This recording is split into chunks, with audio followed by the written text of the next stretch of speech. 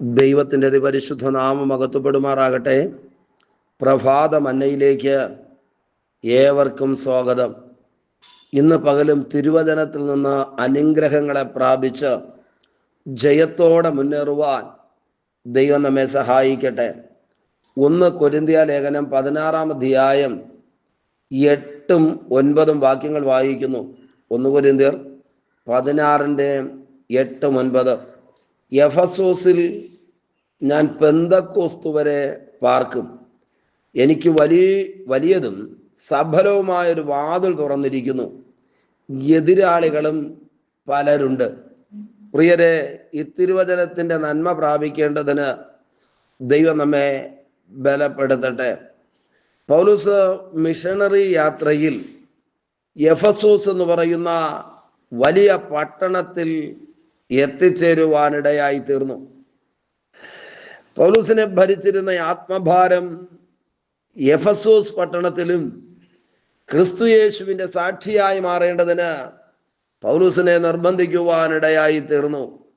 അങ്ങനെ എഫസോസിന്റെ അനുഭവങ്ങളെ കുറിച്ചാണ് കൊരിന്തിലെ സഭയ്ക്ക് ലേഖനം എഴുതുമ്പോൾ ഈ വാക്യത്തിനകത്ത് പൗലോസ് പറയുന്നത്, എഫസോസിൽ ഞാൻ പെന്തക്കോസ്തു വരെ പാർക്കും.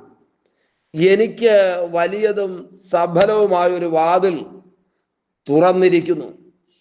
എതിരാളികളും പലരുണ്ട്. പൗലോസിന് ഒരു സത്യമറിയാം. എഫസോസിൽ പാർക്കുക എന്നുള്ളത്, വേല ചെയ്യുക എന്നുള്ളത് ദൈവത്തിൻ്റെ പദ്ധതിയാണ്. ആ ദൈവിക പദ്ധതിക്ക് വിരോധമായി ഏതെല്ലാം പ്രതിസന്ധികൾ വന്നാലും ഭയപ്പെട്ട് പിന്മാറുവാൻ പൗലോസ് ഒരിക്കലും മനസ്സ് വയ്ക്കുന്നില്ല. ഈ വാക്യം വായിക്കുമ്പോൾ പൗലോസ് പറയുകയാണ്, പെന്തക്കോസ്ത് വരെ ഞാൻ എഫസോസിൽ പാർക്കും. പ്രിയരെ, നമ്മുടെ സ്ഥാനങ്ങളിൽ നിന്ന്, മാനങ്ങളിൽ നിന്ന്, ദൈവമാക്കി വച്ചിരിക്കുന്ന ഇടങ്ങളിൽ നിന്ന് ഭയപ്പെടുത്തി ഓടിക്കുന്നതിന് വേണ്ടി ശ്രമിക്കുന്ന പൈശാചിക അധികാരങ്ങളുണ്ട്. എന്നാൽ എഫസോസിൽ പൗലോസ് ഉറച്ചു നിന്നു. ഈ ഡിസംബർ മാസം ജോലിസ്ഥലത്ത് നിന്ന്, കുടുംബജീവിതത്തിന്റെ നന്മകളിൽ നിന്ന്, എന്തിന് സ്വന്തം ദേശത്ത് പോലും പാർക്കാൻ അനുവദിക്കത്തില്ലെന്ന് പറഞ്ഞ് നിങ്ങൾക്കെതിരെ വാതു പറയുന്ന വെല്ലുവിളികളുണ്ടെങ്കിൽ ദൈവത്തിൽ ആശ്രയിച്ച ഈ പ്രഭാതത്തിൽ ഒരു തീരുമാനമെടുക്കുക. ഉറച്ചു നിൽക്കും. ശത്രുവിന് ഒന്നും ചെയ്യുവാനായി കഴിയത്തില്ല. അപ്പോൾ പൗലോസ് തന്നെ ഹൃദയത്തിലെ ചിന്തകൾ കൊരിന്തിലെ സഭയോട് പറയുകയാണ്, എഫസോസിൽ പെന്തക്കോസ്തു വരെ ഞാൻ പാർക്കും എന്ന് പറഞ്ഞാൽ, അവിടെ പാർക്കുന്നതിന്, പ്രവർത്തിക്കുന്നതിന്, പ്രതിസന്ധികളൊക്കെ ഉയർത്തിക്കൊണ്ട് ശക്തികൾ എഴുന്നേറ്റാലും നിശ്ചയമായിട്ടും ദൈവത്തിന്റെ പദ്ധതിയുള്ളിടത്തോളം അവിടെ പാർക്കുക തന്നെ ചെയ്യും. അടുത്ത കാര്യം പൗലോസ് പറയുന്നത്, എനിക്ക് വലിയതും സഫലവുമായൊരു വാതിൽ തുറന്നിരിക്കുന്നു. ജീവിതയാത്രയിൽ എല്ലാ വഴികളും അടയപ്പെട്ടു, സകല വാതിലുകളും അടഞ്ഞു, മുൻപോട്ട് പോകാൻ പറ്റത്തില്ല എന്ന് ഇന്ന് പ്രഭാതത്തിലും ചിന്തിച്ചുകൊണ്ട് ആരെങ്കിലും ഉണ്ടെങ്കിൽ പരിശുദ്ധാത്മാവിൽ ഞാൻ നിങ്ങളോടൊരാലോചന പറയാം. എത്ര വലിയ പ്രതിസന്ധികളുള്ള എഫസോസിലാണെങ്കിലും, എത്ര വലിയ ശത്രു പ്രബലനായിട്ടുണ്ടെങ്കിലും, ആ പ്രതിസന്ധികളുടെ നടുവിൽ അത്ഭുതകരമായി വലിയതും സഫലവുമായ വാതിൽ തുറക്കുവാൻ കർത്താവിന് കഴിയും. നിശ്ചയമായിട്ടും നിങ്ങൾ ഈ സന്ദേശം കേട്ടുകൊണ്ടിരിക്കുമ്പോൾ നിങ്ങളുമായി ബന്ധപ്പെട്ട വിഷയങ്ങൾക്കകത്ത് ചില വാതിലുകൾ തുറക്കുന്ന ദൈവപ്രവൃത്തി വെളിപ്പെടുകയാണ്. ഹൃദയം കൊണ്ട് ഈ തിരുവചനം ഏറ്റെടുക്കുവാൻ കഴിഞ്ഞാൽ, അക്ഷരാർത്ഥത്തിൽ അങ്ങനെ തന്നെ പറയുന്നു, ഈ എഫസോസ് പട്ടണത്തിന്റെ നടുവിൽ വലിയതും സഫലവുമായ വാതിൽ ദൈവം തുറന്നിരിക്കുകയാ. പ്രിയരെ, അത് കാണേണ്ടതിന് ദൈവം നമ്മുടെ ഹൃദയദൃഷ്ടികളെ പ്രകാശിപ്പിക്കട്ടെ. അബ്രഹാമിന്റെ വീട്ടിൽ നിന്ന് പുറത്താക്കപ്പെട്ട ഹാഗർ ബർശബ മരുഭൂമിയിൽ തൻ്റെ കുഞ്ഞുമായി എവിടെ പോകണമെന്നറിയാതെ ആകുലതയോടെ ഇരിക്കുമ്പോൾ മരുഭൂമിയിൽ ദൈവം ഒരു ഉറവയെ തുറന്നു കൊടുത്തു. അങ്ങനെയാണെങ്കിൽ ഏത് മരുഭൂമിയിലും തൻ്റെ ജനത്തിനു വേണ്ടി ഒരു ഉറവയെ തുറക്കുവാൻ കരുത്തുള്ള ദൈവമുണ്ട്. ആ ദൈവത്തെയാണ് നാം സേവിക്കുന്നത്.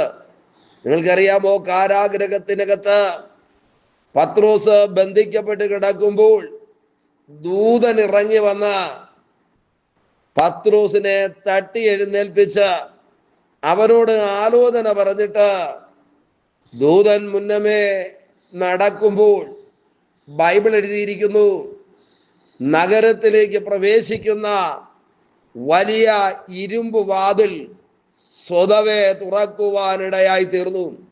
പ്രാർത്ഥിക്കുന്നവരുടെ മുൻപിൽ പിടിച്ചു നിൽക്കുവാൻ കഴിയാതെ ഉരുട്ടി വച്ചിരിക്കുന്നതും അടച്ചു വച്ചിരിക്കുന്നതും ബന്ധിച്ചു വച്ചിരിക്കുന്നതുമൊക്കെ പൊട്ടി പുതിയ ദൈവപ്രവർത്തികൾ വെളിപ്പെടുവാനിടയായി തീരും. പത്രോസിന്റെ അവസാനം കാണുന്നതിന് വേണ്ടി കൊതിച്ചിരുന്ന ശത്രുക്കൾ അവിടെയുണ്ട്.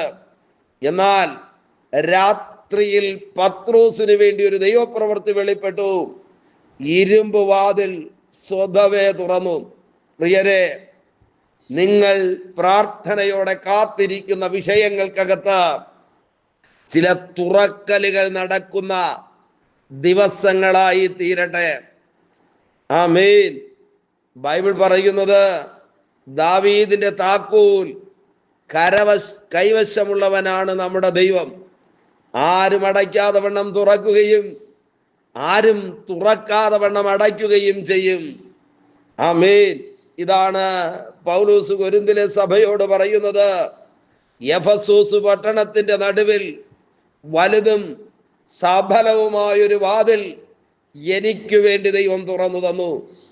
ആകുലതയോടെ കണ്ണുനീരോടെ നിങ്ങൾ ഈ സന്ദേശം ശ്രദ്ധിക്കുന്നെങ്കിൽ നിങ്ങൾ പ്രാർത്ഥിക്കുന്ന വിഷയത്തിനകത്ത് ചില ദൈവിക തുറക്കലുകൾ വെളിപ്പെടട്ടെ. എങ്ങനെയാ വലുത് സഫലമായത്? അടുത്ത പദം പൗലോസ് പറയുന്നു, എതിരാളികളും പലരുണ്ട്. ഒന്നിൽ കൂടുതൽ ശത്രുക്കൾ. അത് രക്തബന്ധങ്ങളാകാം, സ്നേഹിതരാകാം, ചേർച്ചിലുള്ളവരാകാം, ആമേൻ, ജോലി സ്ഥലത്തുള്ളവരാകാം, ആരോ ആയിക്കോട്ടെ. എതിരാളികളുടെ നടുവിൽ പലരായ ശത്രുക്കൾ കൂട്ടം കൂടി ആക്രമിച്ച് നശിപ്പിക്കുമെന്ന് പറഞ്ഞ് പോര് പറയുമ്പോൾ എഫെസോസിൽ വലുതും സഫലവുമായ ഒരു വാതിൽ തുറന്ന് ജയകരമായി നടത്തുവാൻ കരുത്തുള്ള ദൈവത്തെയാണ് നാം സേവിക്കുന്നത്. നിശ്ചയമായിട്ടും ഒരു വലിയ ദൈവപ്രവൃത്തി ഇന്ന് പകൽ ജീവിതത്തിൽ വെളിപ്പെടേണ്ടതിന് ബലമുള്ള കർത്താവിന്റെ കരങ്ങളിലേക്ക് ഏൽപ്പിച്ചു കൊടുക്കാമോ? ആമേൻ. എതിരാളികളുണ്ട്. പക്ഷേ എതിരാളികളുടെ കണ്ണിന്റെ മുൻപിൽ വലുതും സഫലവുമായ വാതിലുകളെ നിങ്ങളുടെ തലമുറകൾക്ക് വേണ്ടി, നിങ്ങളുടെ കുടുംബത്തിന് വേണ്ടി, നിങ്ങളായിരിക്കുന്ന ജീവിത സാഹചര്യങ്ങൾക്കകത്ത് തുറന്നിട്ട് തരുവാൻ ദൈവത്തിന് കഴിയും. ബലമുള്ള ദൈവകരങ്ങളിലേക്ക് ഇന്ന് പ്രഭാതത്തിൽ ഏൽപ്പിച്ചു കൊടുക്കാമോ? ഈ സന്ദേശം കേട്ടുകൊണ്ടിരിക്കുമ്പോൾ തന്നെ എഫെസോസിൽ നിന്ന് ഓടിച്ചു കളയുമെന്ന് പറയുന്ന വെല്ലുവിളികളൊക്കെ ഉണ്ടെങ്കിലും ദൈവത്തിന്റെ പദ്ധതി നിറവേറി വരുന്നത് വരെ, ദൈവത്തിന്റെ ഹിതം വെളിപ്പെടുന്നത് വരെ ഉറപ്പോടെ ധൈര്യത്തോടെ നിൽക്കാൻ ദൈവം ചിലരെ ബലപ്പെടുത്തും. മാത്രമല്ല പ്രിയരെ, വലുതും സഫലവുമായ വാതിൽ തന്റെ ജനത്തിനു വേണ്ടി തുറക്കുവാൻ കരുത്തുള്ളവനാണ് കർത്താവ്. എതിരാളികൾ പലരുണ്ടെങ്കിലും അതിന്റെ നടുവിൽ ജയോത്സവമായി നടത്തുന്ന ദൈവകൃപയ്ക്കായി സ്തോത്രം പറഞ്ഞ് പ്രാർത്ഥിക്കാമോ? പരിശുദ്ധ ദൈവമേ, സ്വർഗസ്ഥ പിതാവേ, ഈ സന്ദേശം കേട്ടുകൊണ്ട് രാവിലെ പ്രാർത്ഥിക്കുന്ന മുഴുവൻ പേരെയും ദൈവം അനുഗ്രഹിക്കണമേ. ബലമുള്ള കരങ്ങളിൽ വഹിക്കും അധികാരമുള്ള യേശുവിന്റെ നാമത്തിൽ പിതാവേ, ആമേൻ. ആമേൻ. Okay, God bless you. ദൈവമായ കർത്താവ് എല്ലാവരെയും ധാരാളമായി അനുഗ്രഹിക്കട്ടെ. നിങ്ങൾക്ക് ഈ സന്ദേശം അനുഗ്രഹപ്രദമായിരുന്നെങ്കിൽ മറ്റുള്ളവർക്കും ഫോർവേഡ് ചെയ്ത് കൊടുക്കുക. അവരും തിരുവചനം കേട്ട് അനുഗ്രഹിക്കപ്പെടട്ടെ. ആമേൻ, ആമേൻ.